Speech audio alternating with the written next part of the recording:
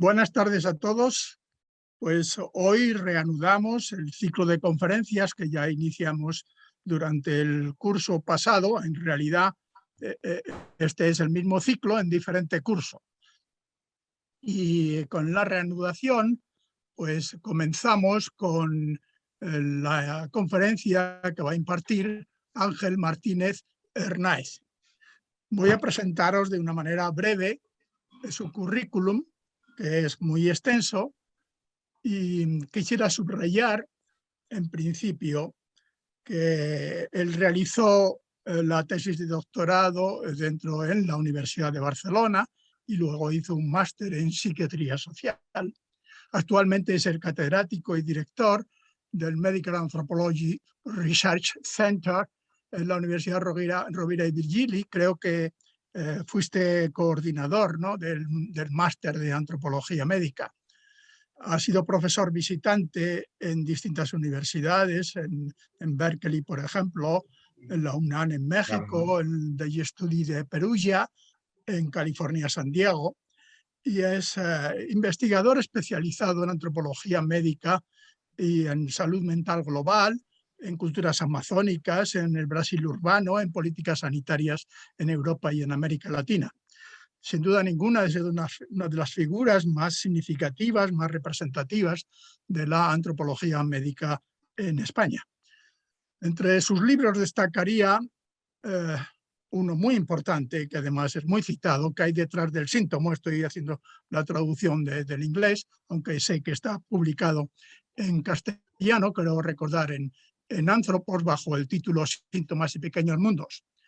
Otro libro también en Antropología médica, que es un manual muy interesante de introducción a la antropología médica y muy recomendable para quien quiera conocer estos temas. También ha trabajado como editor o coeditor en distintos volúmenes, y subrayaría, por ejemplo, su participación en el informe sobre la infancia, en colaboración con alguien que ya colaboró con nosotros, Marie Clos. Finalmente, él mismo nos lo ha subrayado y tengo el gusto de exponerlo, que ha sido galardonado con el premio ICREA Academia en el 2020. Bien, para nosotros es un placer, y también para mí personalmente, el contar con la presencia de un placer y un honor, el contar con la presencia de Ángel Martínez Hernáez, cuya conferencia lleva por título El eco del mundo, el náufrago, las apariciones de Garabandal y la crisis de presencia. Un breve anuncio para finalizar. Como en otras ocasiones hemos hecho, los que queráis intervenir con preguntas, os ruego que lo hagáis por medio del chat. Y luego, finalmente, el conferenciante irá respondiendo a una tras otra. También, los que queráis un certificado de presencia en esta conferencia, por favor, exponer vuestro nombre con vuestro DNI en el chat. Tomaremos nota de cada uno de ellos y os mandaremos el certificado. Así que tiene la palabra el doctor Ángel Martínez Hernáez. Muchísimas gracias, Honorio, o profesor Honorio. Para mí es el placer y el honor es mío de estar aquí con vosotros hoy en esta fundación, este ciclo de conferencias de la Fundación Leeson Donald, y especialmente cuando me lo dijo Honorio no tuve ninguna duda. Me encantó la idea de poder participar en este ciclo. Lo que traigo hoy tiene que ver con un trabajo que he estado redactando últimamente. Bueno, es un texto que en inglés está sometido a una revista de antropología y está en proceso de revisión. Y cuando Honorio me hizo la propuesta de impartir una conferencia, pensé que también era porque era la temática que estaba trabajando en ese momento, que me parecía la más apropiada. Porque, como podéis ver, aunque va de salud mental y de antropología médica, también trata otros ámbitos que se corresponden, por ejemplo, con el hecho religioso, con la España de los años 60 y también con conceptos teóricos que estoy intentando rescatar desde los últimos años, como es el concepto de crisis de la presencia De Martino. El de Martino es la gran figura o una de las grandes figuras de la antropología italiana, ¿no? del siglo XX. Parte de lo que es este texto que he ido elaborando debe mucho a una serie de personas, de colegas y amigos como Thomas Chordas, Janis Jenkins, también Nofit Itzhak, que ahora está actualmente en mi departamento con una postdoc, una Marie Curie, y también otras personas como Susana Dahl, Fernando Vidal, colega y amigo, y Francisco Ortega, que han hecho comentarios al texto, al menos al que se va a publicar en inglés, ya sea en esta revista o en alguna otra, espero, y que me han permitido mejorar. Aquí lo que traigo, por tanto, es una presentación en castellano, que es una versión reducida y adaptada de lo que sería este trabajo que está en proceso de edición. Voy a compartir un PowerPoint, una presentación con ustedes. Espero que no haya problema. Creo que la pueden ver bien. ¿Sí? ¿Sí? Ok. Perfecto. Si hay algún problema en el audio o algún problema también en la presentación, por favor me lo hagan saber, porque yo, lo que pasa con estos sistemas es que uno se queda un poco realmente como un náufrago también, ¿no? En este océano. Bien. Todo tiene que ver con una tarde del año 1991 en Barcelona. Yo estaba realizando una investigación etnográfica en un centro de rehabilitación psicosocial para personas afectadas por esquizofrenia y otros trastornos mentales graves. Y Silvio, es un seudónimo, un nombre ficticio, un paciente de este servicio me entregó un papel arrugado, que aquí lo tienen en la presentación, y manchado de café, que contenía algunas cartas que él decía haber escrito a varios destinatarios. Las 4 cartas, escritas en mayúsculas, en bolígrafo y de distinta longitud, estaban catalogadas bajo los títulos CNP 300A, CNP 300B, CNP 300C y CNP 300D. Y dispuestas, como pueden ver, en una sola hoja con el logotipo de una marca local de leche, arriba a la derecha. ¿Qué dicen estas cartas? La primera, la CNP 300A, va dirigida a un personaje llamado Joey Lomangino. Y Silvio nos dice, o escribe, se acerca a finales mayor venidero, esto es literal, en que tendrá lugar la curación de los enfermos, que con fe curarán según se anunció. Su oferta de seguir ciego para el bien de la humanidad es loable, es meritoria, pero con los datos que tengo se demorará hasta el 98 o 99, que la gente con las promesas del anticristo volverá a la corrupción actual. Así que es necesario, entre la premura de los acontecimientos, seísmos de San Diego y sobre todo el de Santa Bárbara, evacuar esta ciudad, pues pocos días o horas seguirá el Big Bang, hundiéndose tras 30 minutos en el Pacífico. Sus señas me las proporcionó nuestro común amigo P. Benac, que conozco hace tiempo. Es el Big Bang. Finalizo rogándole persuada a Alice Faye y sobre todo evacúe en Los Ángeles Loretta Young, amiga suya, Glenn y Peter Ford, también la danesa.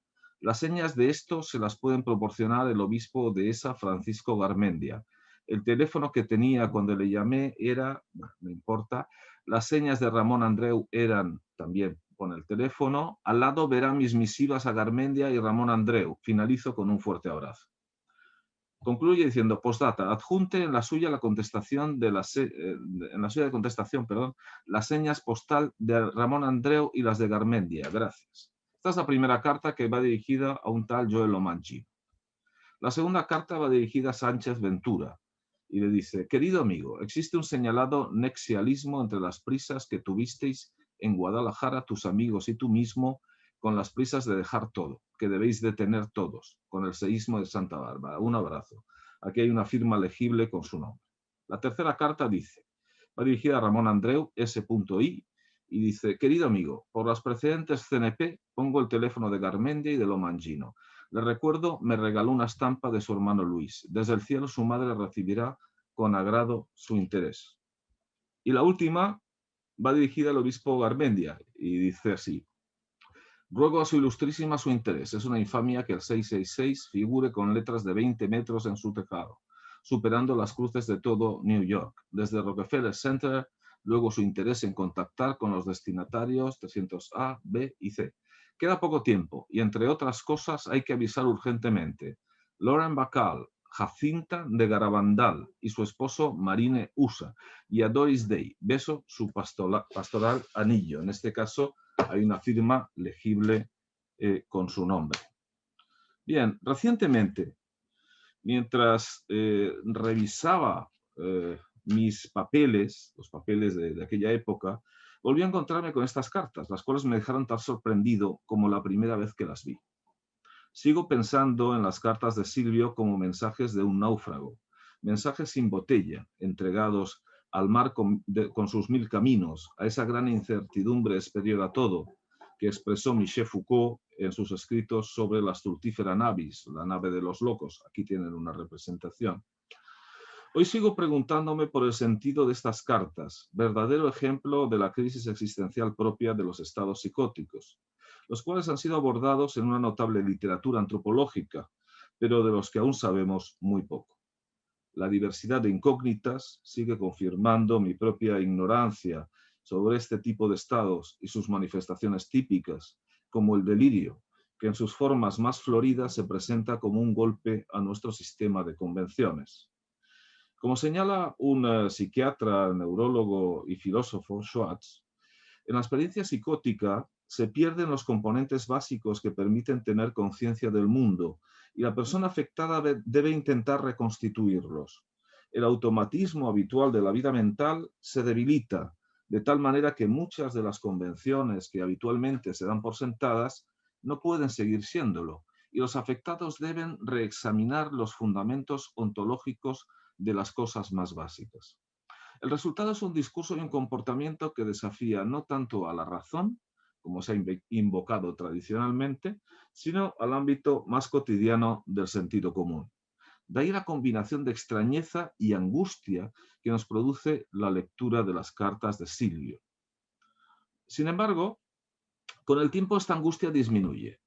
En otras palabras, la forma más fácil de responder a nuestra angustia es naturalizar las cartas de Silvio como mensajes enfermizos y desautorizados, y convertir a su autor en el sujeto de un monólogo en el que terapeutas, familiares y ocasionalmente etnógrafos, como yo mismo, acaban encontrando lo que buscaban. Acabamos encontrando pues, la sinrazón, la alteridad, la extrañeza, o a través de la lente clínica, de la mirada clínica, las categorías diagnósticas como nociones de verdad. Un tipo de verdad que, podríamos decir, tomando prestado el concepto de institución total de Erving Goffman, suele acabar generando una idea de paciente total o la reducción del afectado a una categoría diagnóstica. Personas como Silvio son los náufragos a la deriva de cualquier isla social que les dé un amarre. Están afectados por lo que Terradas ha definido como antibiografía, el silencio, el vacío y el caos que una civilización ha proyectado sobre la persona, haciéndola convencionalmente insignificante. Pero, ¿por qué estos mensajes no pueden tener una recepción social, aunque solo sea aceptando la neurodiversidad de Silvio en escena?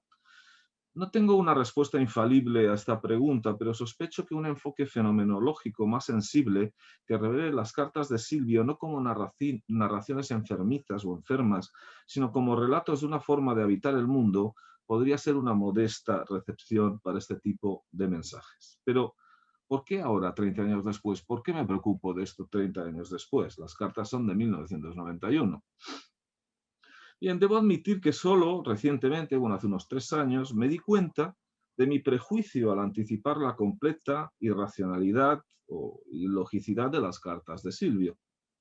Cuando por pura curiosidad busqué en internet los nombres de los destinatarios, Joelo Mangino, Ramón Andreu, etcétera, Obispo Garmendia, Sánchez Ventura, los 4 destinatarios, y uno a uno aparecieron como un mosaico de vidas entrelazadas. Todo un contexto cultural había escapado a mi mirada etnográfica, más centrada en anticipar la sinrazón del discurso de Silvio que en analizar su mundo vital. Así, esta presentación es también un acto, si quieren ustedes, de reparación tardía de mi ineptitud etnográfica. En este sentido puede entenderse como un acto de reflexividad retrospectiva sobre lo que podemos hacer o no podemos con aquellas narraciones de nuestros informantes que no pudimos comprender en su momento de forma adecuada y a las que respondimos con una objetivación que los deshumanizó. Bien, conocí a Silvio, y la persona que está en esta presentación no es Silvio, esto es una publicidad de fármacos antipsicóticos. Conocí a Silvio unos meses antes de que me entregara las cartas, en la primavera del mismo año 1991. Al igual que los demás usuarios del Centro de Rehabilitación Psicosocial, la vida de Silvio transcurría bajo la lógica del paciente total, que he comentado antes, normalmente complementada por el fenómeno asociado de la terapia total, ya que toda actividad en el centro estaba concebida o diseñada con un objetivo terapéutico. El problema, claro está, es que si cada acción tiene que ser terapéutica, la persona nunca puede desprenderse de su condición de paciente. Recuerdo a Silvio como un hombre corpulento, con minusvalías, discapacidades derivadas de las secuelas de un anterior intento de suicidio, montando rotuladores en lo que parecía una improvisada cadena de producción. Por el trabajo recibía un pequeño estipendio, no mucho, pues ya se entendía que la finalidad de la actividad era la omnipresente terapia. Esa era la rutina de la mañana. Por las tardes se hablaba de la compra en el supermercado, del precio de las cosas, de la vida en casa, de las relaciones con los padres y los cuidadores. El centro de rehabilitación psicosocial era un patio trasero de vidas rotas o, como decía Javier, otro usuario y paciente, un aparcamiento de locos. Recuerdo a Silvio participando en aquellas charlas, ensimismado, víctima del tedio y arrastrando sus palabras, probablemente como consecuencia de la medicación. Bien, algunos de los pacientes del centro estaban ansiosos por narrar su experiencia. Otros hacía tiempo que se habían replegado en el ensimismamiento. Silvio pertenecía a este último grupo. Era parco en palabras y a menudo lacónico, y debido a esta dificultad para comunicarme con él, no fue uno de mis principales informantes. Entrevistarle suponía enfrentarse a largos silencios que acababan con una respuesta inesperada, una no respuesta, que al final era una respuesta, su respuesta, pero que yo no sabía cómo asimilar o manejar. Por eso tengo pocas notas de nuestros encuentros. Cuando le preguntaba por el contenido de las cartas, la respuesta más frecuente de Silvio era repetir su contenido de forma automática, como quien dicta una carta a un ayudante, un comportamiento que probablemente observaba en su padre o en algún otro, quién sabe, de su casa, pero que en cualquier caso estaba en sintonía con la catalogación burocrática de las misivas bajo epígrafes, como han podido ver, de CNP 300A, B, C y D. Nunca pude averiguar a qué se referían esos epígrafes. Después de los automatismos, la mayoría de las veces Silvio se sumía en el silencio, pero se quedaba más calmado. Pero sé algunas cosas. Sé que cometió 3 intentos de suicidio, uno de los cuales estuvo a punto de acabar con su vida, cuando se arrojó a las vías del metro desde un puente de acceso al andén, y en el que perdió una de sus piernas. El informe de este suceso indica que le habían diagnosticado esquizofrenia unos años antes, y que él mismo explicó que su intento de suicidio se debía a una experiencia aterradora de alucinaciones auditivas que le ordenaron acabar con su vida. También sé que procedía de una familia acomodada de Barcelona y que había tenido infancia aparentemente protegida. Silvio dijo en varias ocasiones que su familia era muy católica y que su padre había sido un economista que asesoró al ministro de Industria y que había recibido premios del gobierno municipal de Barcelona, del ayuntamiento. Revisando esta información casi 30 años después, he confirmado estos datos. Su padre escribía a menudo columnas en los años 50 en La Vanguardia y aparecía en las noticias de la época como interlocutor de las autoridades del gobierno de Franco cuando visitaban Barcelona.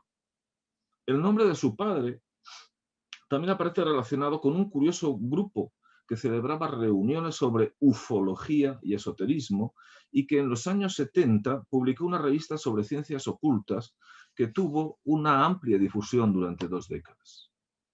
En las diversas conversaciones que mantuve sobre Silvio con los profesionales del centro, profesionales de la salud mental, su vida y sus cartas quedaron eclipsadas por otras informaciones aparentemente más importantes sobre su trastorno.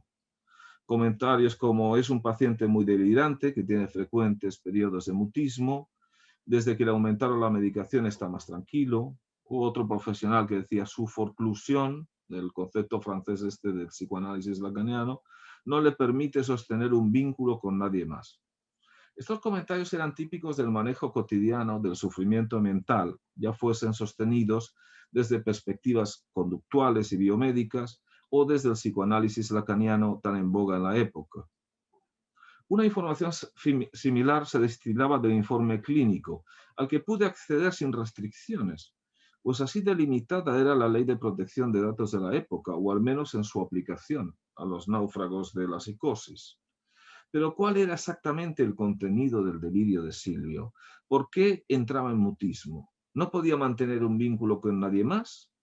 ¿Acaso el problema era que no nos interesaba su mundo vital? Porque en el fondo lo que nos interesaba era el código del trastorno, el lenguaje del inconsciente, la estructura de la psicosis y tantas otras objetivaciones. De hecho, yo también estaba atrapado en el refugio de la objetivación. Mi atención inicial a sus cartas fue como la del botánico que ha descubierto un nuevo espécimen. Podía utilizarlas, pensaba que podía utilizarlas para poner a prueba mi hipótesis estructuralista sobre el lenguaje en la psicosis, con su desenfrenado eje paradigmático del lenguaje forzando falsas metáforas, ya que estas eran prisioneras de su literalidad, que es una constante en las personas afectadas el no comprender la dimensión simbólica o metafórica del discurso. De este modo calmaba y canalizaba mi angustia por no saber qué significaban estas cartas. Cartas que no son realmente cartas, porque por lo que sé nunca fueron enviadas. Entonces, ¿qué son exactamente? En el análisis que realicé hace 30 años concluí que las cartas de Silvio eran un ejemplo de la insólita inverosimilitud que articula el discurso delirante. Una inverosimilitud que no sigue las normas convencionales de construcción de la realidad ni de la ficción. Aplicando un modelo basado tanto en el conflicto de interpretaciones de Paul Ricoeur como en los límites de la interpretación de Umberto Eco, propuse 3 lecturas fallidas de las cartas, que resumo a continuación. Primera lectura, o del imaginario cultural. Decía, la inverosimilitud de estas cartas no parece corresponder a una producción cultural, como mitos o leyendas, por ejemplo, que usualmente incluyen una antología de personajes, seres y acontecimientos fantásticos que pueblan la Tierra. A diferencia de estas fabulosas creaciones culturales que adquieren el estatus de realidad compartida, como los centauros o los unicornios, el texto de Silvio es bastante idiosincrásico, ya que mezcla fragmentos culturales y personajes reales a partir de una lógica subjetiva que acaba por desbaratar o por hacer estallar tanto lo ordenado como la propia ordenación. No parece, por tanto, una lógica de lo concreto como la que definió Lévi-Strauss para el pensamiento mitológico, ni un bricoler del espíritu cuyas fijaciones y remedos simbólicos pueden adquirir cierta condición de realidad social compartida, sino más bien un bricoler solitario que con gran sufrimiento y casi sin descanso compone, descompone y recompone una disposición de símbolos, signos y segmentos de relatos culturales. La segunda lectura, o del código oculto. Decía, la inverosimilitud que se percibe en estas cartas tampoco parece corresponder al tipo de estrategias de representación que son esencialmente códigos ocultos, que se refieren a algo sin nombrarlo. Por ejemplo, imaginemos por un momento, forzando la interpretación, que cuando Silvio habla de evacuar a Loretta Young, Glenn y Peter Ford y la danesa de Santa Bárbara, se está refiriendo a un grupo de activistas políticos en la clandestinidad que deben abandonar Barcelona para evitar ser capturados por la policía. Por la misma razón, podríamos especular que el terremoto que ya había ocurrido en San Diego podría significar que una redada policial también había tenido lugar previamente en Barcelona. El obispo Garmendia podría referirse al coordinador o enlace entre esta supuesta organización política y las personas a las que hay que avisar urgentemente porque queda poco tiempo, como dice él, nombres en clave de activistas de la misma red. De hecho, podríamos considerar una interpretación del texto como un desciframiento, pero hay un problema de fondo decía en esa época, que impide esta interpretación o al menos la hace inviable. Silvio no es un activista político, ni la policía lo busca, ni está en contacto con una red de personas, con alias como Lomangino u Obispo Garmendia. En definitiva, el contexto falla, nos defrauda. La tercera lectura o de la ficción. Podríamos decir que otra alternativa a las hipótesis anteriores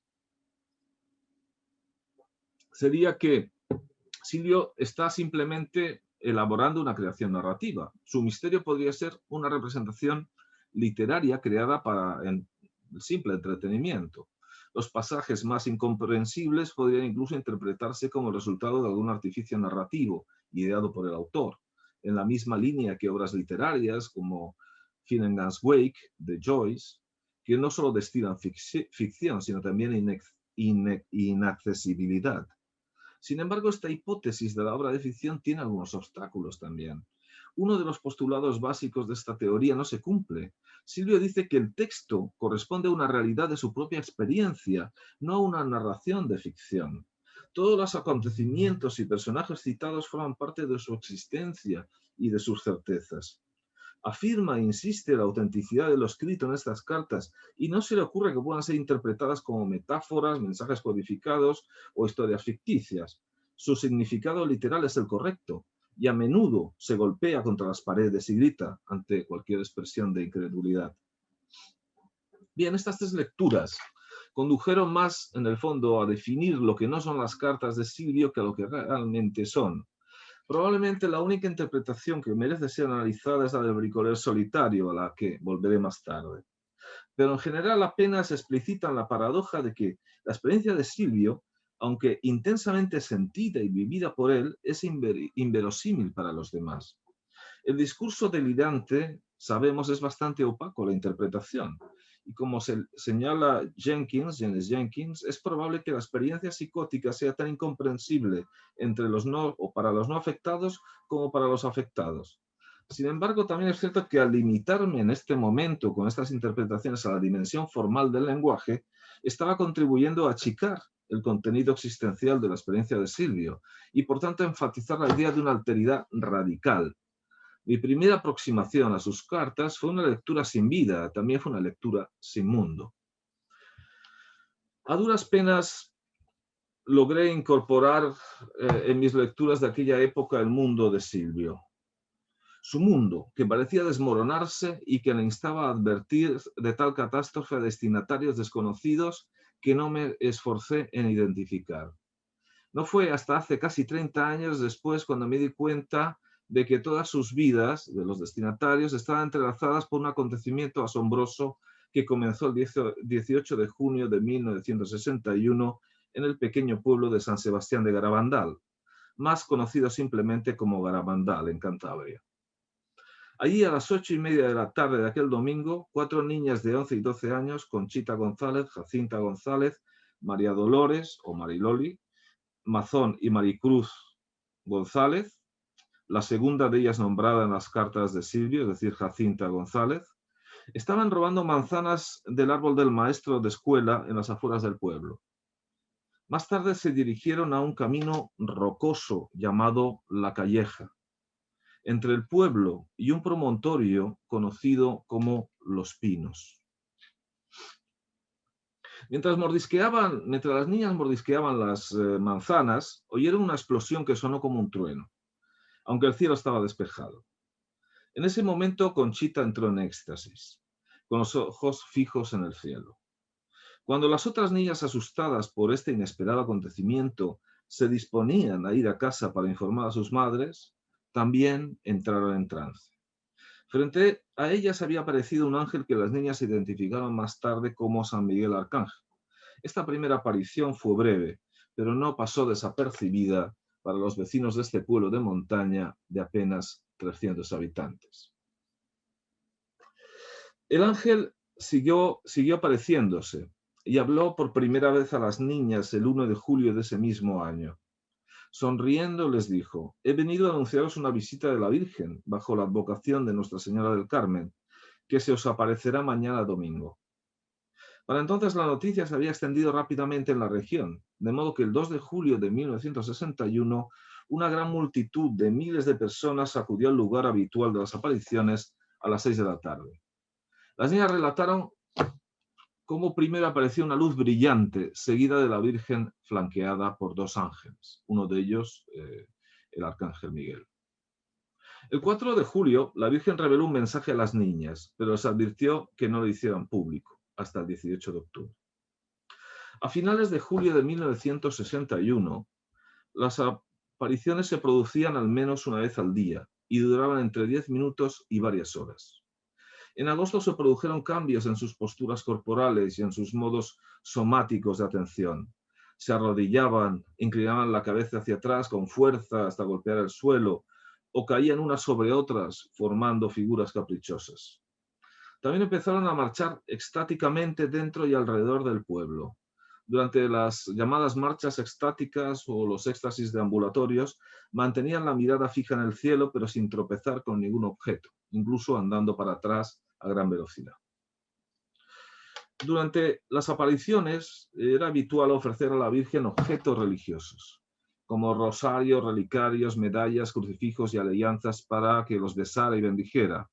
La gente entregaba esos objetos en la casa de una de las niñas el día anterior y durante el éxtasis las niñas se los ofrecían a la Virgen para que los bendijera.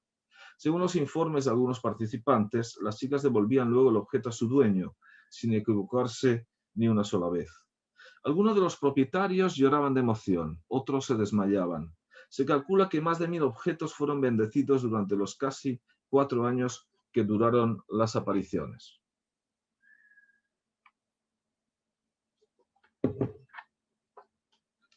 Entre los numerosos clérigos, más de 1000, que acudieron a Garabandal para conocer de primera mano los acontecimientos, cabe destacar la visita de Luis Andreu, jesuita, como 4 de sus 6 hermanos, incluido Ramón Andreu, que estuvo presente en las apariciones junto a su hermano Luis, y al que Silvio dirigió una de sus cartas.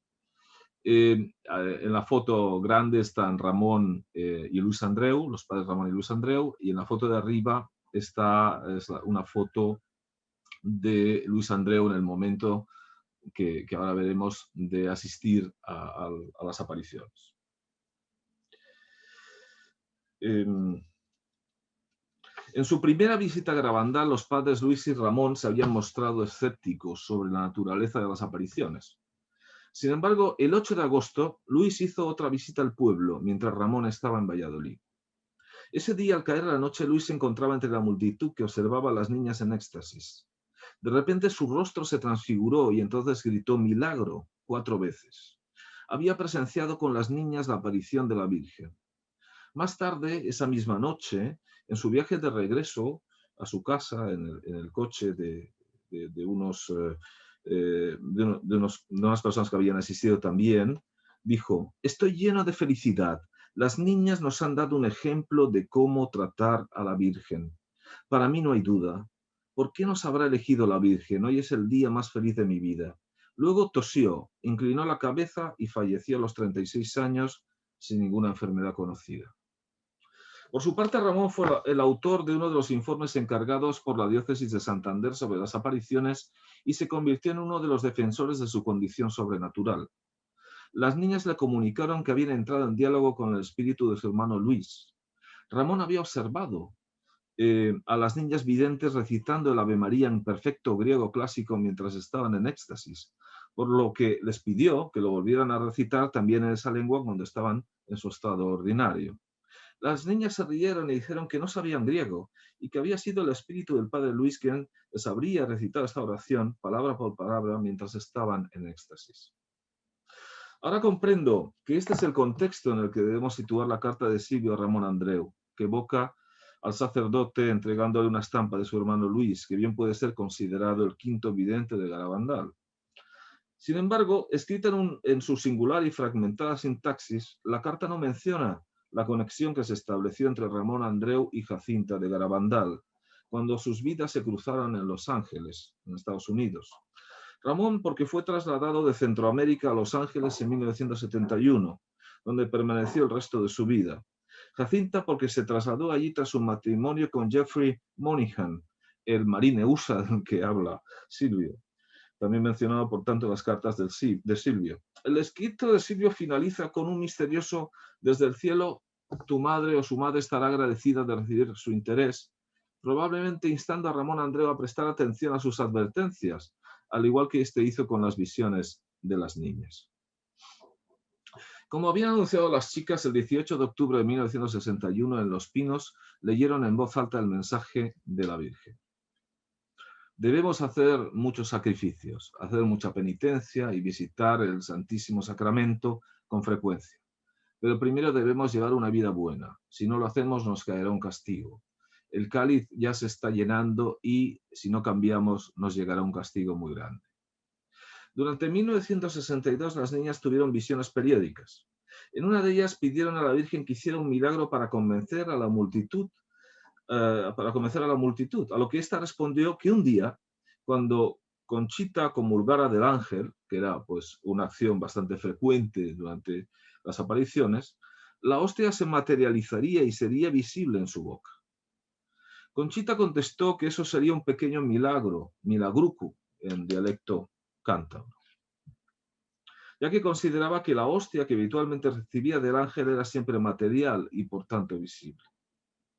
Así, tras avisar con 15 días de antelación, el 18 de julio de 1962, festividad, como sabemos, del régimen franquista por el alzamiento militar, el alzamiento nacional, el golpe de Estado contra el gobierno legítimo de la Segunda República Española, cientos de personas acudieron a presenciar el milagro.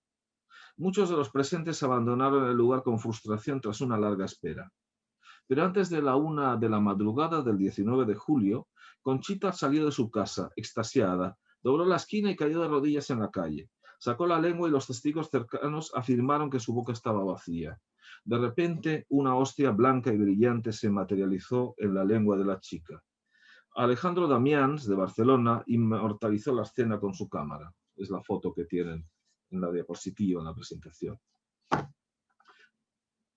En enero de 1963, Mariloli, Jacinta y Maricruz ya no tenían visiones. Conchita siguió experimentándolas, pero con menos frecuencia. Ese mismo año, Conchita anunció que después de Juan XXIII, del Papa Juan XXIII, solo habría 3 papas más, y que entonces llegaría el fin de los tiempos, aunque no el fin del mundo. También fue el año en que llegó a Garabandal otro de los destinatarios de las cartas de Silvio, Joe Lomangino.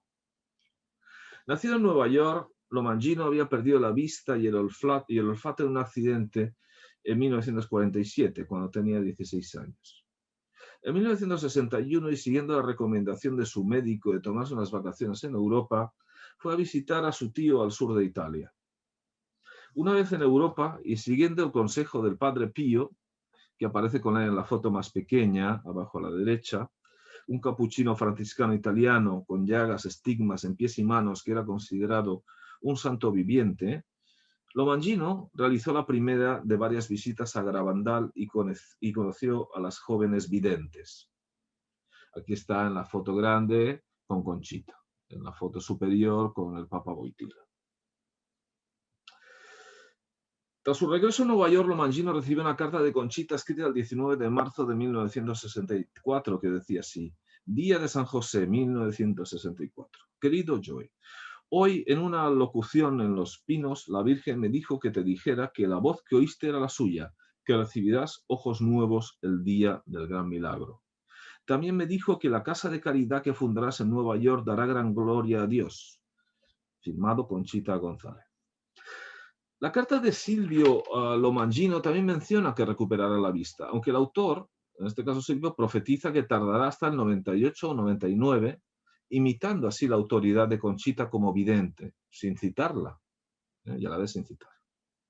En esa carta Silvio combina inesperadamente una sintaxis típica de las cartas comerciales y advertencias sobre curaciones y terremotos que afectarán a varias ciudades californianas, entre ellas, como ya hemos visto, Los Ángeles.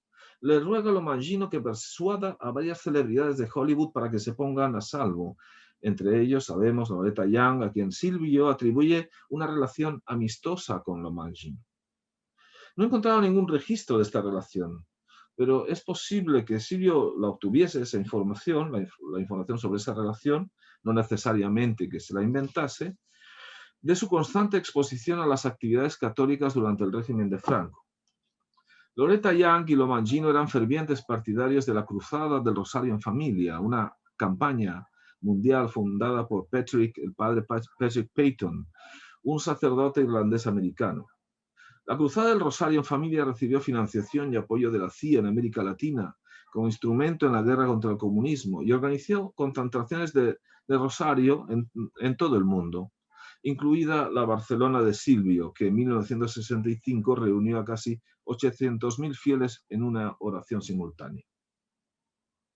Hasta su muerte el 18 de junio de 2014, Lomagino promovió con entusiasmo las apariciones de Garabandal y en 1968 fundó la Organización de los Trabajadores de Nuestra Señora del Monte Carmelo, traducido al castellano, con el propósito de difundir el mensaje en todo el mundo. De hecho, Lomagino fue uno de los principales exégetas de las apariciones de Garabandal. Por ejemplo, unos años antes de su muerte, en 2009, intentó poner un poco de orden en los mensajes de las niñas, especialmente para aclarar al gran público la confusión entre lo que era la advertencia y el gran milagro. El gran milagro lo anunciaría Conchita en 1965. En enero de ese año, en 1965, Conchita había entrado en éxtasis durante 2 horas en Los Pinos, durante las cuales la Virgen reveló una advertencia como la que Silvio anunciaba en sus cartas. Un fenómeno especial ocurriría en el cielo y sería sentido por todos en la tierra, sin importar la religión o el estatus social. Nadie escaparía a él. En algún momento todo se suspendería y todos verían el mal que habían hecho y el bien que habían dejado de hacer. Sería muy doloroso. La advertencia serviría de purificación para corregir la conciencia del mundo y prepararlo para el gran milagro, que ocurriría, según Conchita, un jueves a las 20:30 horas entre el 8 de marzo y el 16 de abril o mayo, pero nunca el 7 o el 17 en Los Pinos. De hecho, Conchita aseguró conocer la fecha y se comprometió a anunciarla al mundo con 8 días de antelación. Según su testimonio, coincidiría con un gran acontecimiento de la Iglesia Católica. Todos los habitantes del pueblo lo verían, los enfermos se curarían, los pecadores se convertirían y los incrédulos creerían. Como resultado del gran milagro, Rusia se convertiría. Entonces, un signo sobrenatural permanecería hasta el fin de los tiempos. El 13 de noviembre del 65, la Virgen se le apareció a Conchita y le dijo: esta será la última vez que me veas aquí.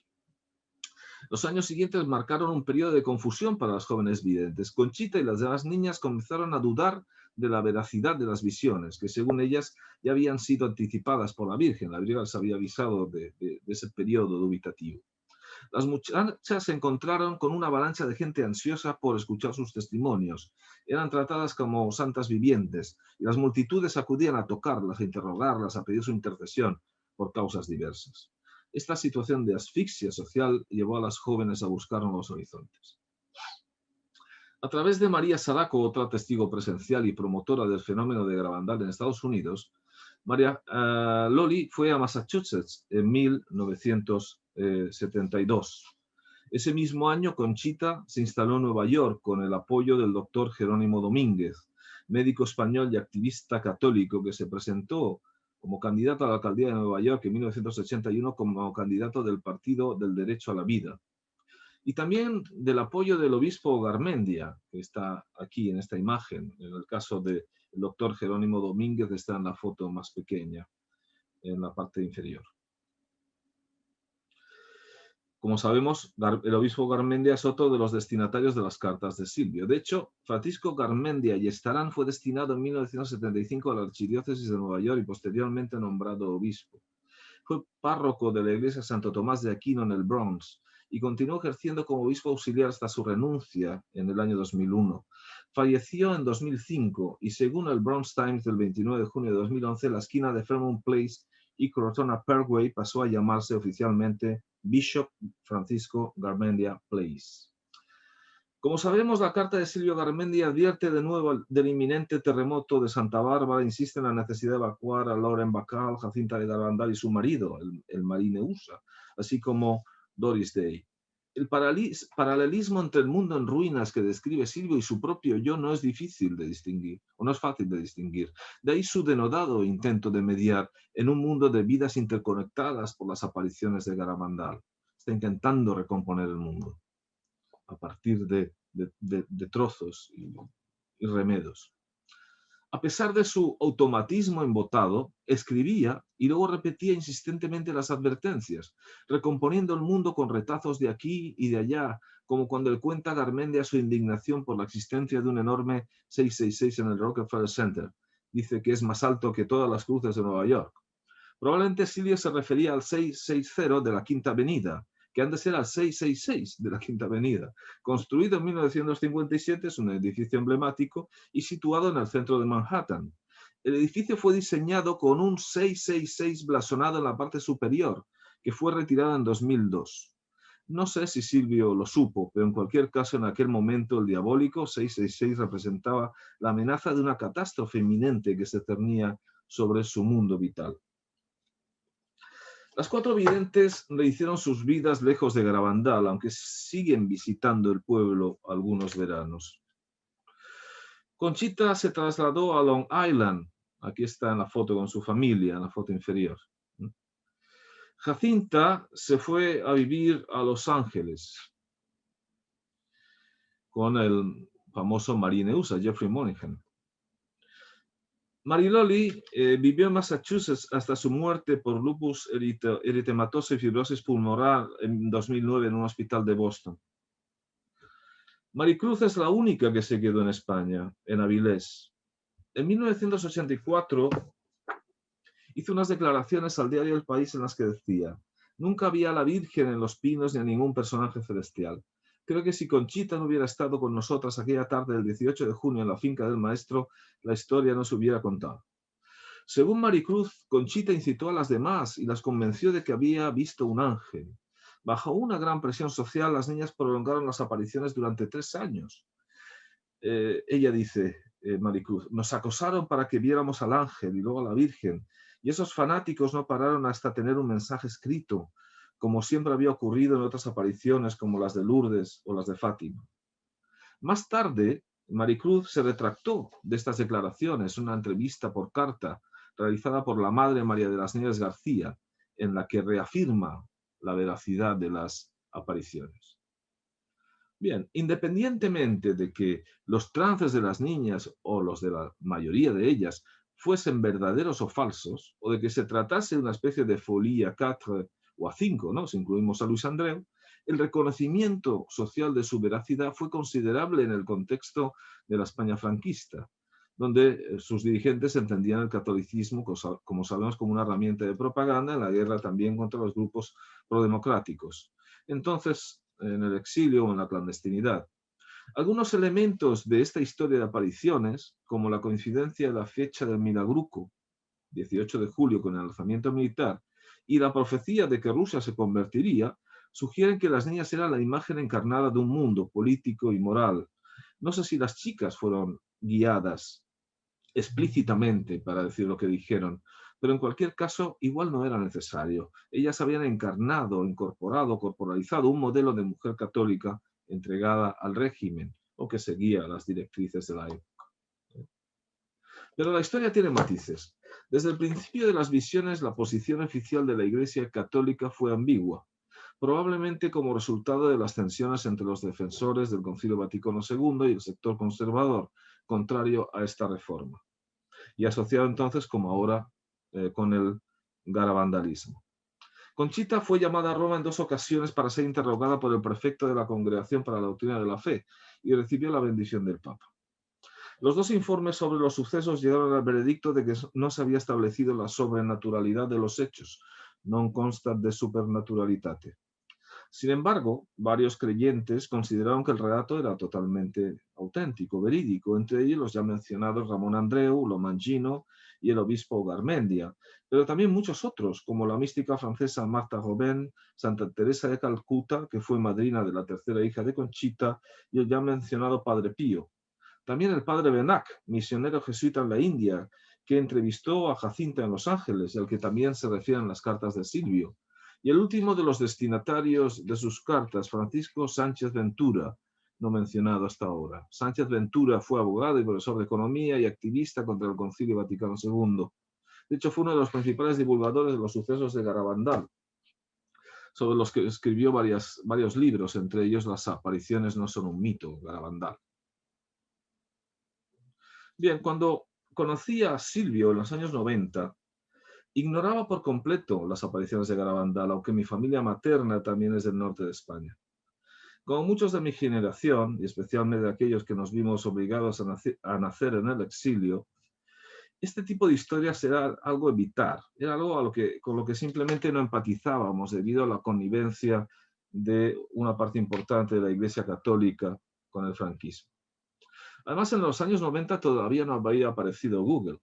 Solo recientemente me di cuenta de este punto ciego en mi lectura de las cartas de Silvio y de mi prejuicio al anticipar la completa irracionalidad de sus escritos. Fascinado por el descubrimiento de este mundo de apariciones, jóvenes videntes, profecías y personajes singulares, en el verano de 2019 fui a Garabandal con mi mujer, psiquiatra y autora de algunas de las fotos, por ejemplo de la que tiene ahora presente, para iniciar una investigación etnográfica. Irónicamente, Garabandal se me había revelado como un nuevo tema de investigación. Pero esa es otra historia. La pregunta pertinente aquí es ¿por qué Silvio no pudo habitar el mundo como un personaje más del fenómeno de Garabandal cuando sus cartas incluían la profecía de un desastre que reproducía esta fascinante historia de apariciones? A diferencia de las chicas, Silvio nunca pudo rehacer su vida, ni habitar un lugar social que le permitiera aliviar su condición de enfermo mental. Es curioso cómo alguien puede ver un unicornio o un ángel y defender su existencia fuera de la fábula, y sin embargo no acabar en el barco de los locos por ello, siempre que su experiencia sea aceptada o compartida. En mis primeras lecturas de las cartas de Silvio concluí, como he dicho antes, que el delirio se establecía en una curiosa conjunción entre lo inverosímil y lo biográfico, ya que Silvio experimentaba lo aparentemente imposible como real. Sin embargo, lo mismo puede decirse de las videntes de Garabandal. Durante años las niñas tuvieron visiones de la Virgen que, según sus relatos, llegó a jugar al escondite con ellas. 4 niñas jugando al escondite con la Virgen en unas montañas de Cantabria pueden parecer algo tan inverosímil como la escena de Alice Faye, Loretta Young y Glenn Ford evacuando Los Ángeles por la advertencia de Silvio. Sin embargo, las chicas de Garabandal contaron con el respaldo institucional de su comunidad y de algunos sectores de la Iglesia Católica, probablemente porque le resultaba estratégico en la época del Concilio Vaticano II y de la Guerra Fría. Y sus voces no provocaron su desautorización y abandono a la encrucijada de la locura. Las 4 chicas fueron capaces de superar la incredulidad de algunos de sus compatriotas y de más allá de las fronteras. Su agencia no fue borrada como la de Silvio, agencia en el sentido de libre albedrío, de capacidad o potestad de actuar, de voluntad también. Ellas fueron y siguen siendo la voz de un mundo. En mi opinión, hay un concepto fenomenológico que puede arrojar luz sobre ciertas diferencias entre el caso de las niñas videntes y la experiencia de Silvio. Me refiero al concepto de crisis de la presencia acuñado por Ernesto de Martino, figura de la antropología italiana y pionero de la antropología fenomenológica. La crisis de la presencia es la posibilidad de no ser que se representa en la pérdida de la capacidad de acción sobre el mundo objetivo, de manera que el yo, o la presencia, es actuado por el mundo más que actuar por sí mismo, perdiendo así su capacidad, su agencia. La crisis de la presencia describe la fragilidad frente a un mundo que agrede y colapsa al ser, mostrando una indeterminación entre la presencia y el mundo, una difuminación de sus límites. La crisis de la presencia es la amenaza de perder la distinción entre sujeto y objeto, entre pensamiento y acción, nos dice de Martino, entre representación y juicio. Es el grito de quien se tambalea al borde del abismo. Es la angustia de no ser, esserci, concepto italiano, en una historia humana. De alguna manera el esserci tiene que ver con pues, el Dasein de Heidegger, pero no es lo mismo, porque para Heidegger el ser es lanzado al mundo. En cambio, hay un elemento diferencial en de Martino y en la noción de esserci, que es la idea de que hay siempre una voluntad de ser, un deseo de ser en el mundo.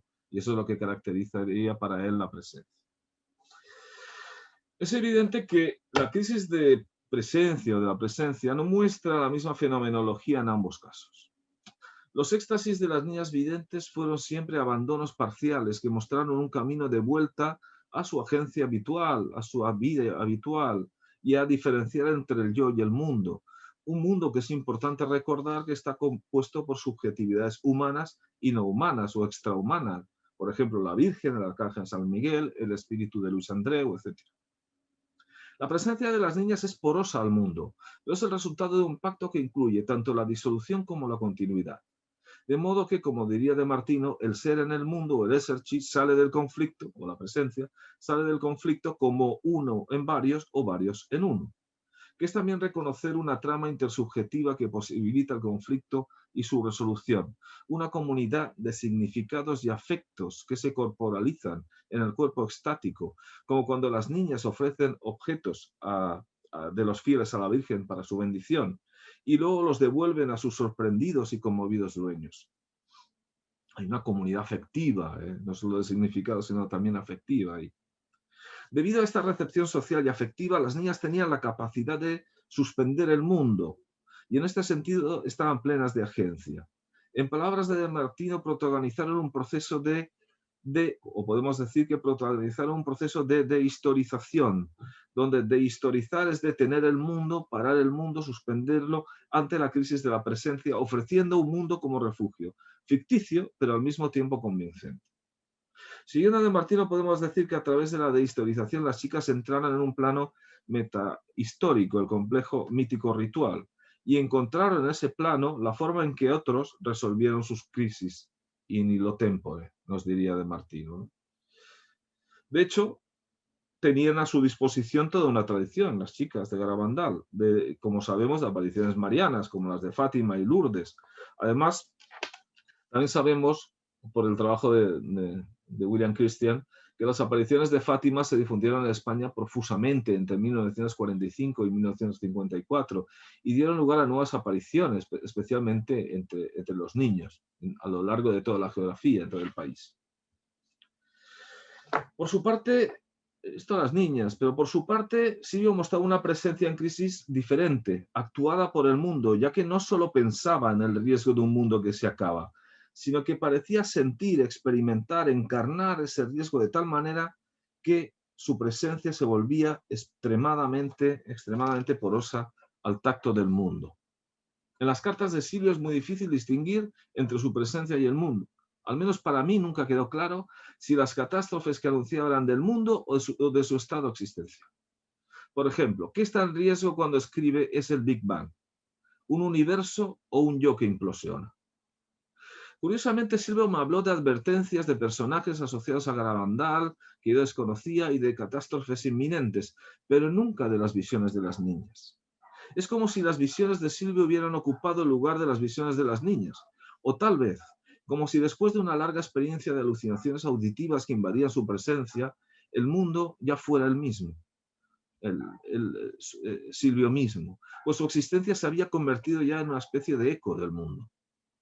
Sin embargo, creo que este último estado existencial de eco del mundo era más bien un riesgo al que Silvio se veía obligado a enfrentarse que una disolución ya consumada. Silvio estaba en el borde del abismo y luchaba por permanecer ahí. Voy a tratar de explicar. El mundo crea resonancias en la existencia de Silvio como en cualquier existencia, pero en su caso los límites entre yo y el mundo son excepcionalmente borrosos. Parnasse y otros filósofos fenomenológicos dirían que en estas condiciones, y neurólogos fenomenológicos dirían que en estas condiciones el yo, el nosotros y el mundo no están disociados, están juntos. Una hipótesis coherente para explicar la experiencia psicótica es que la vida mental automática, como decía al principio, que caracteriza la actividad diaria, se ve afectada. Y la persona debe reconstruir constantemente el yo, el nosotros y el mundo. Por ejemplo, las cosas más simples, reconocer que un coche es el mismo coche que estaba ayer ahí, o un árbol es el mismo árbol. De ahí la profunda perplejidad ontológica que aparece en estas condiciones y que pone a los afectados en riesgo de ser simplemente un eco del mundo. Como señala Schwartz, desde un interesante punto de vista fenomenológico y neurocientíficamente informado, Debido a que los procesos sintéticos automáticos que normalmente constituyen el mundo vital del sentido común están debilitados en la vida mental de las personas con esquizofrenia, el espacio, el tiempo y la causalidad del mundo vital sufren una desestructuración. Así Silvio se encuentra con un mundo en constante desestructuración y debe reexaminar continuamente los fundamentos ontológicos de las cosas, de las personas y de sí mismo.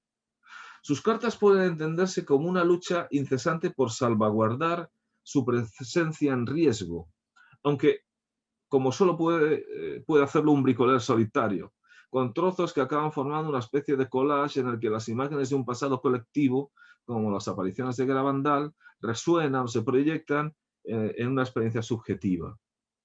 Sin embargo, no creo que su presencia se haya disuelto en el mundo de forma que se pierda totalmente en él, sino que Silvio invierte todos sus esfuerzos en reconstruir las bases ontológicas de la existencia para evitar precisamente ese riesgo, esa disolución. En este punto, la noción de presencia de Martino cobra especial sentido para hablar de la experiencia de Silvio, porque la presencia incluye, como decía antes, una voluntad de ser, el esserci, una voluntad de ser en un mundo humano. Por ejemplo, las advertencias de Silvio son un intento, podemos entenderlas así, de tener voz y agencia, presencia en el mundo de las apariciones de Garabandal. Aunque se enfrenta a una perplejidad ontológica, él muestra una dolorosa determinación de ser, de esserci, en una historia humana. Con todo, esta determinación cae en un vacío social que intensifica el riesgo último, el de convertirse en un eco. La experiencia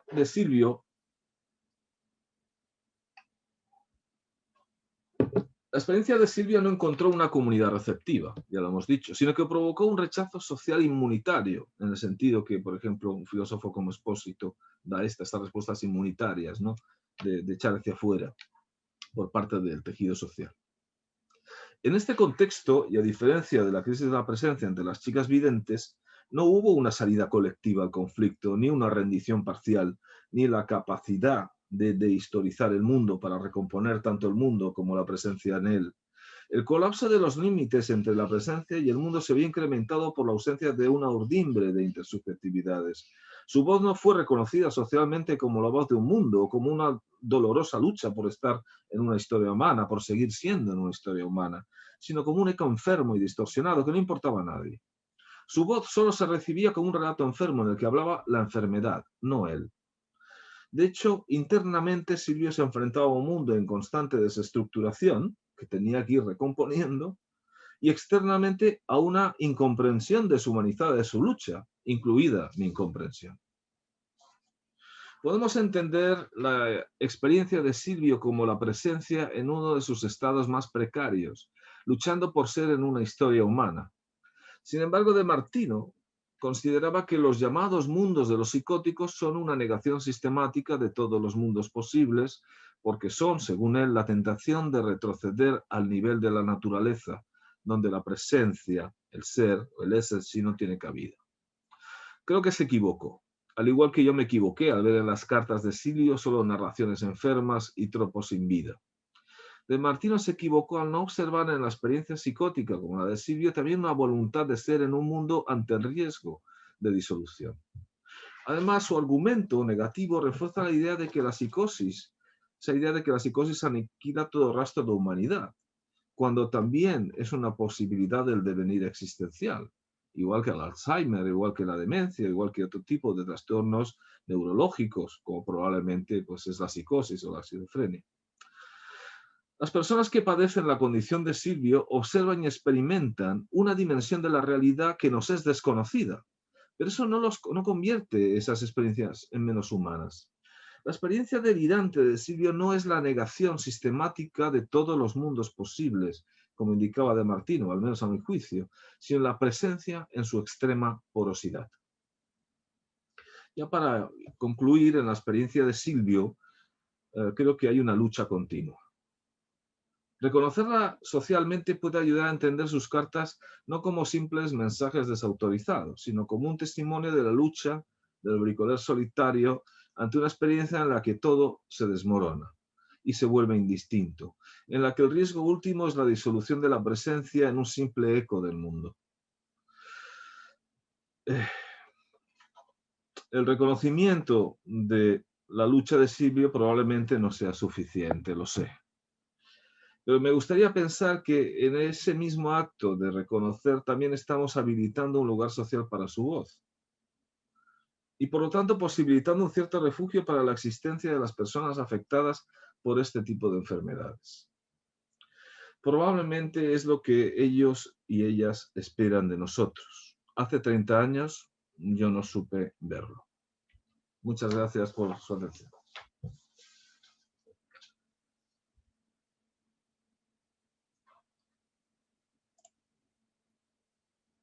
Chat.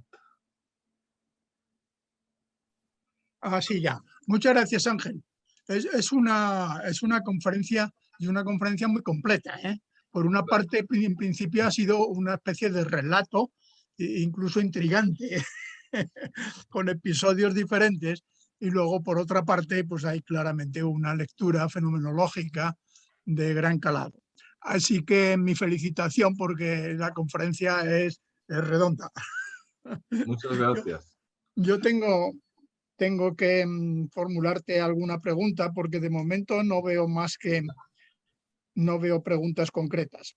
Por favor, animaros. Verás, por un lado yo veo claramente que has tratado, diríamos, de presentarnos racionalidad para, dijéramos, un primer conjunto de expresiones que podrían ser calificadas como locura. Y como a ti te pasó, también a mí me ha pasado que cuando has presentado las cartas, pues a pesar de que ya teníamos una pista en tu título, porque ligabas Garabandal con el asunto, pero cuando has presentado las cartas, pues claramente, pues en principio no era más que un estallido de irracionalidad. Al mostrar en ese sentido tu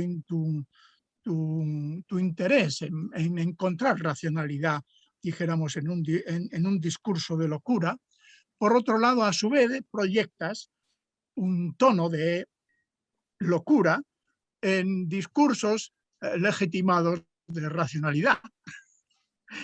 Y esto efectivamente es introducir un punto de duda interesante, curioso, por otra parte que obliga a la reflexión, sin duda ninguna. Pero a mí me queda en este sentido una especie de duda, unas cuantas dudas, supongo que a ti también, y ya lo has dicho, que tiene que ver en este sentido con que estos desplazamientos entre, vamos a decir así, el código de la racionalidad o los códigos de la racionalidad de unas fronteras a otras previamente establecidos, estos desplazamientos, finalmente, dijéramos, no nos ayudan a confiar demasiado en la psiquiatría. Ya. O bien, o bien propiamente, ya, bueno, lo único que hacen es intensificar esta especie de creencia general que tenemos en la enorme difusión de la locura. Así que no sé por cuál de las dos cosas te pronuncias o si por las dos, pero en este aspecto dijéramos que sí, que aún te quedaría una especie de alegato a favor tal vez de la psiquiatría o tal vez alegato a favor de la locura generalizada. No, yo no tengo nada en contra de la psiquiatría, al contrario, la psiquiatría o las psicologías. De hecho, algunos de los autores que he citado últimamente son psiquiatras, tanto Schwartz como Parnasse, o en coautoría con filósofos, fenomenólogos, etcétera, y algunos son neurocientíficos. Y todo este campo de la fenomenología con base neurocientífica me parece muy interesante, porque están aportando cosas que hasta ahora y recuperando también aportaciones clásicas. ¿Qué es lo que pasa? Lo que pasa con los trastornos mentales en general, la esquizofrenia en particular, es que hay una gran indefinición. Claro, la esquizofrenia para algunos, por la perspectiva biomédica, más de neurociencias, pues es un problema cognitivo cerebral, ¿no? Que tiene que ver y que se asocia con la hiperactivación de las vías dopaminérgicas cerebrales, y hay toda una serie de casuística, y por eso se justifica la existencia de unos psicofármacos. A nivel cognitivista se habla de las dificultades que tienen las personas afectadas para mantener relaciones cotidianas día a día, y esa lógica también un poco de construcción de tabula rasa, ¿no?, que les genera una angustia adicional, y hablan del filtro, de la imposibilidad, por ejemplo, de mantener relaciones cara a cara durante muchas horas a lo largo del día, como eso les produce un estrés añadido, ¿no?, como en el caso también de otros trastornos como el autismo.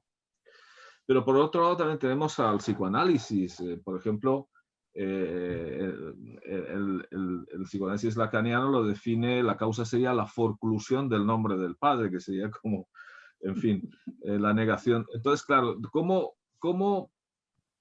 y esto es terrible desde mi punto de vista, porque si trasladas esto al público general, no me extraña que desconfíen de la psiquiatría y de la psicología, porque son discursos muy diferentes.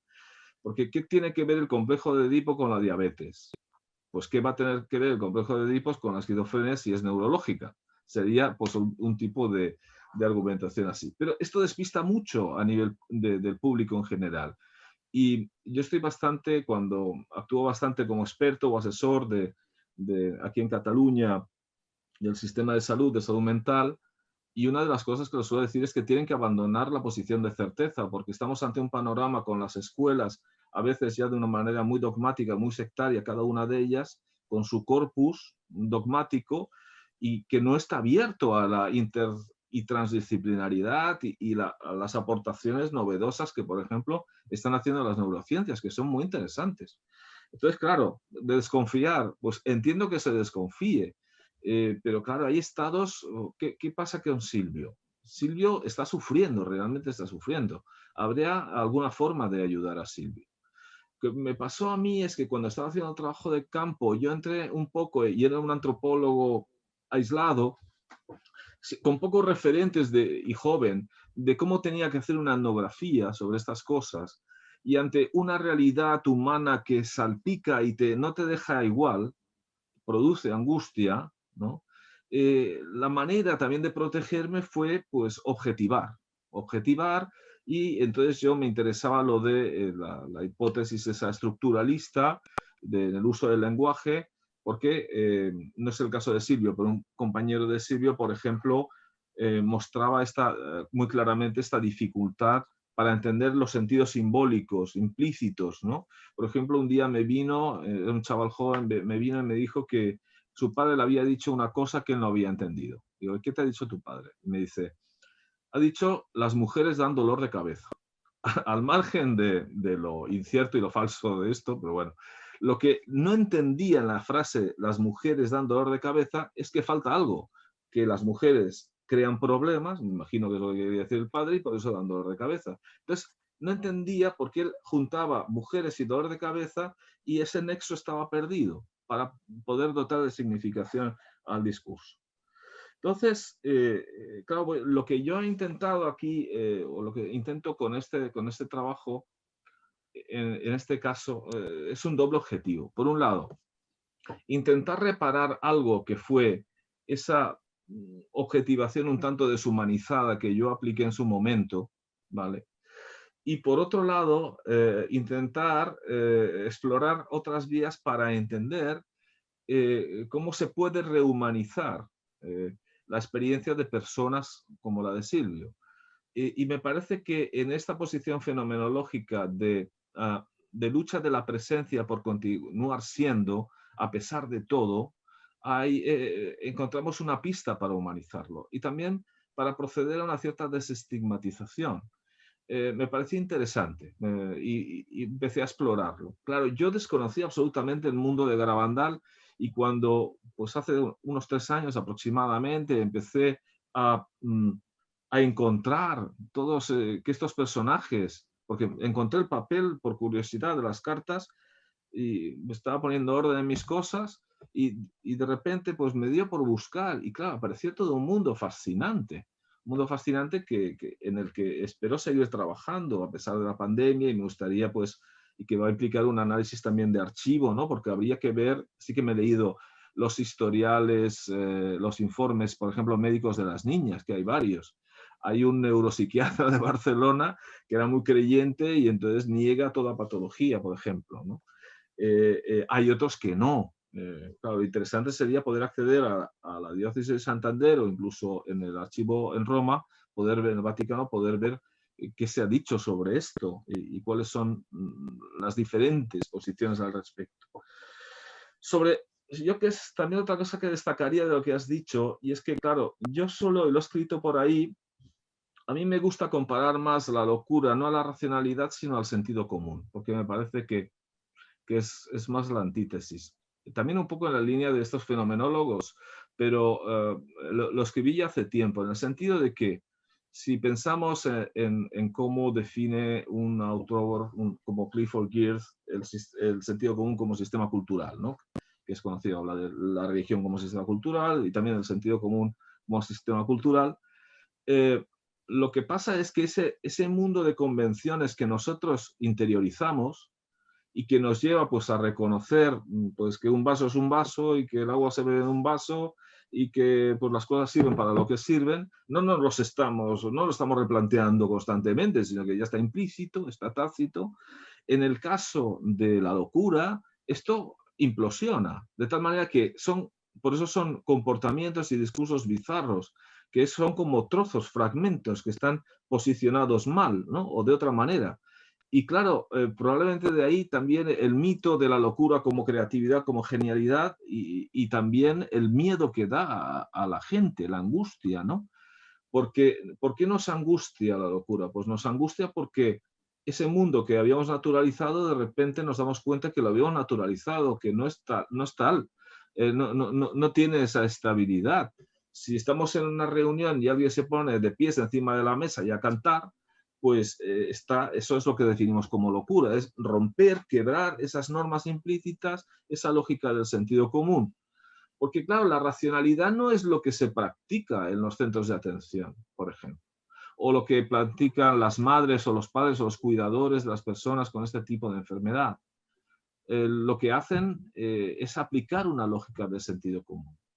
Y la locura, por lo que sea, lleva una constante de construcción de ese sentido común, ¿no? Por ejemplo, una imagen del Centro de Rehabilitación Psicosocial de donde estaba Silvio.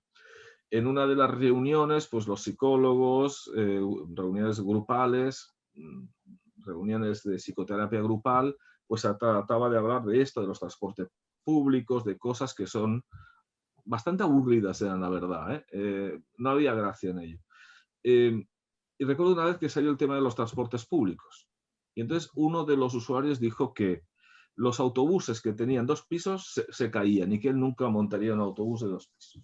Entonces el psicólogo miraba a los otros pacientes, usuarios, para ver si alguien respondía en contra de este atentado al sentido común. Decía, pues bueno, pero hombre, los ingenieros ya miran que las medidas de seguridad para que no se produzcan este tipo de situaciones.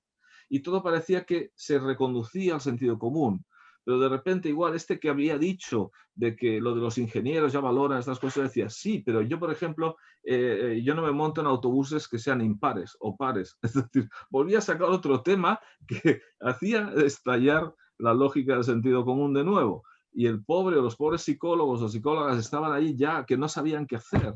Pues es una lucha imposible para llevar a un terreno del sentido común personas que por las razones X o por su neurodiversidad, como se dice actualmente, pues producen otro tipo de pensamientos, ¿no? y articulan de manera diferente los significados y los comportamientos. Muy bien, Ángel. Pues en el chat hay expresiones, todas ellas son de felicitación. Así que Graciela te dice una maravilla. Sadlacal dice excelente conferencia. Javier Morte dice buenas tardes, decir gracias como siempre. Y Angelines te da las gracias por las explicaciones tan amplias, buenas e interesantes. Y yo además quería recordarte que Clifford Geertz también tiene un ensayo del sentido común como sistema. Sí, claro. que sin duda es enormemente interesante con muchas de tus aportaciones. Bueno, pues muchas gracias, Ángel. Francamente, te lo digo con toda sinceridad, tu conferencia ha sido excelente y nos alegra mucho haber contado contigo. Bueno, saludos a todos Muchas gracias a vosotros. y esperamos veros en la próxima conferencia a final del mes de octubre, que la dará la profesora Sara Sama. Bueno, pues por mi parte nada más. Pues oye, un placer, ha sido un placer estar con vosotros y muy agradable. Y bueno, ya sabes, Honorio, que yo te tengo un especial cariño y en el momento en que me lo propusiste no lo dudé en aceptarlo.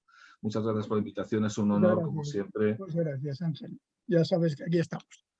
Bueno, Adiós nos entonces. despedimos. Adiós a todos. Gracias, Alberto, que es el técnico. Vale, Gracias, muchas Beatriz. Adiós, Paz. Adiós, Ramón.